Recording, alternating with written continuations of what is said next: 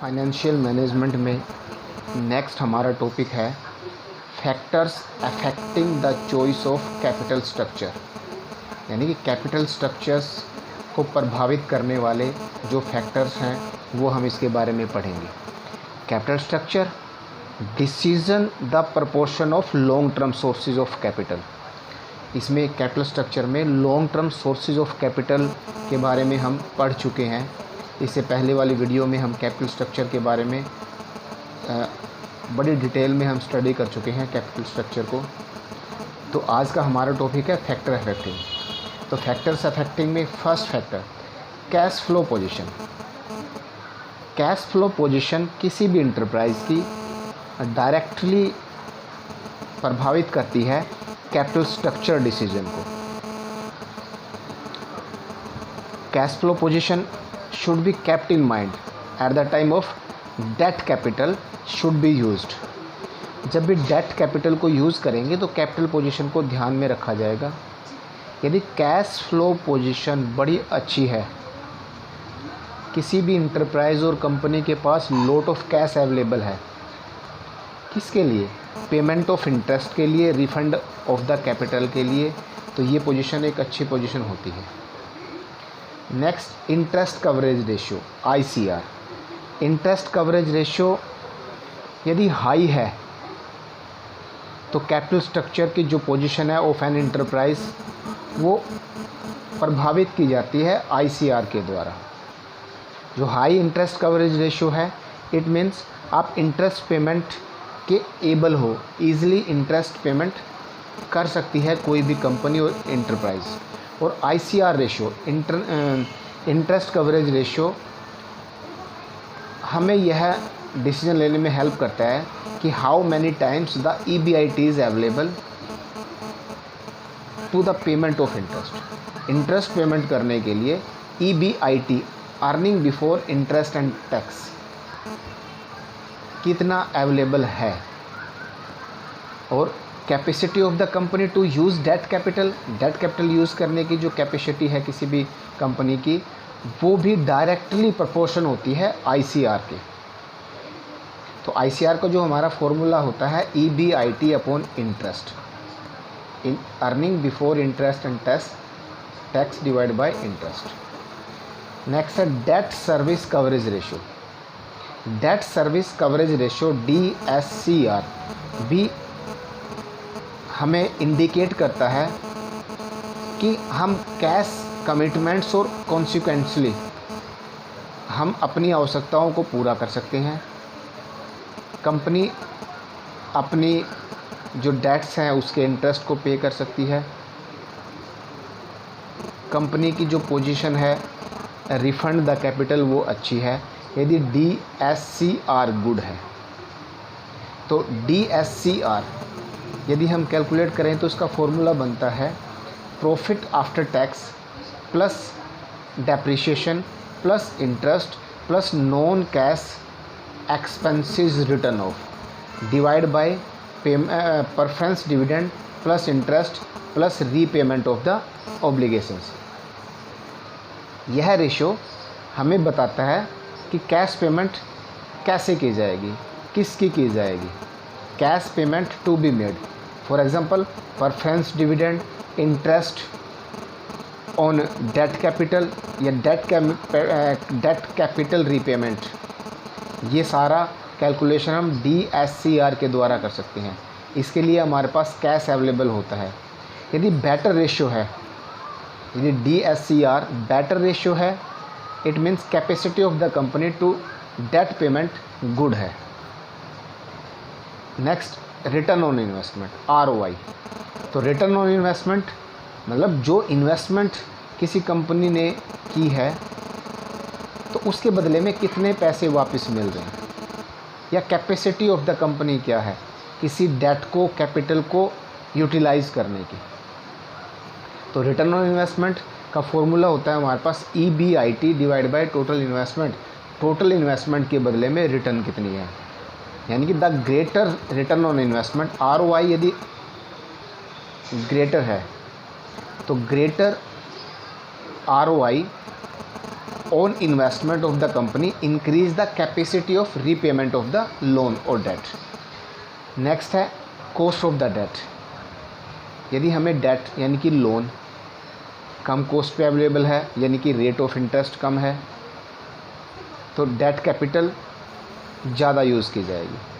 और in case of rate of interest on the debt ज़्यादा है तो कैपिटल डेट कैपिटल कम यूज़ की जाएगी.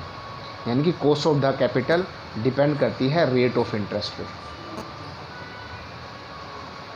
इंटरेस्ट यदि रेट ऑफ इंटरेस्ट हाई है तो कम से कम डेट कैपिटल रखेगा कंपनी, और रेट ऑफ इंटरेस्ट यदि कम है तो डेट कैपिटल ज़्यादा यूज़ की जाएगी किसी कंपनी के अंदर. नेक्स्ट है टैक्स रेट. टैक्स रेट का भी डायरेक्ट इफेक्ट पड़ता है कॉस्ट ऑफ डेट पे. टैक्स रेट का हाई होना कॉस्ट ऑफ डेट यानी कि आपकी इंक्रीज़ हो जाएगी. इसको दोबारा देखते हैं टैक्स रेट को. The tax rate really affect the cost of debt. वो भी जो लागत है लोन की उसको प्रभावित करता है. If the rate of tax is high the cost of debt decrease. और रीज़न कि deduction of interest on debt capital from the profit. मैंने आपको पहले भी बताया कि जो डेट कैपिटल पे इंटरेस्ट दिया जाता है तो टैक्स बेनिफिट मिलता है इस चीज़ का. टैक्स बाद में पे करना होता है इंटरेस्ट ऑन डेट पे करने के बाद, पेमेंट करने के बाद. तो reason is the deduction of interest on the date capital from the profit, क्योंकि प्रॉफिट में से डिडक्ट किया जाएगा ये interest.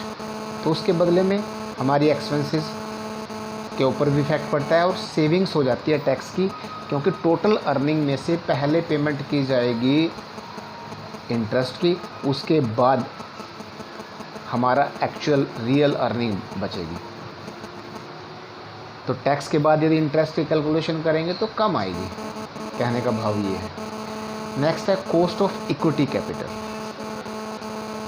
Cost of equity capital यानी कि कॉस्ट ऑफ इक्विटी कैपिटल में हम एक्सपेक्टेशंस को इन्वॉल्व करते हैं. Expectation of equity share holder. Her equity share holder की एक एक्सपेक्टेशन होती है कंपनी से कि कंपनी उसको कुछ ना कुछ डिविडेंड ज़रूर देगी. तो एक्सपेक्टेशन यानी कि cost of equity capital also affected by the use of debt capital. यदि डेट कैपिटल को ज़्यादा यूज़ करेंगे तो इट मीन्स इंक्रीज़ हो जाएगी कॉस्ट ऑफ इक्विटी कैपिटल, और डेट कैपिटल को कम यूज़ करेंगे तो डिक्रीज़ हो जाएगी कॉस्ट ऑफ कैपिटल. और सिंपल रीज़न इसके पीछे ये है कि the greater use of debt capital increase the risk of the equity share holder. यदि ज़्यादा यूज़ किया जाएगा डेट कैपिटल को तो इंक्रीज़ हो जाएगी इक्विटी शेयर होल्डर्स का risk. Therefore, the use of debt capital can be made only to a limited level. इसकी वजह से डेट कैपिटल लिमिटेड लेवल में यूज़ की जाएगी. नेक्स्ट है हमारा flotation cost. Flotation cost are those expenses. ये इस तरह के एक्सपेंसेस है which are incurred while issuing securities. जब हम सिक्योरिटीज़ को इशू करते हैं उसके दौरान जो कॉस्ट लगती है, जैसे equity share holder equity share को इशू करना, प्रेफरेंस शेयर को इशू करना, डिवेंचर को इशू करना, तो इनको इशू करने में कुछ कॉस्ट आती है जिसको हम फ्लोटेशन कॉस्ट बोलते हैं. These includes commission of underwriters को कमीशन देंगे, ब्रोकरेज, स्टेशनरी एक्सपेंसेस, ये सारे इसके अंदर शामिल किए जाएंगे.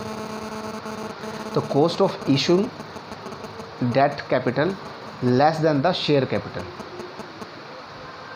तो इसीलिए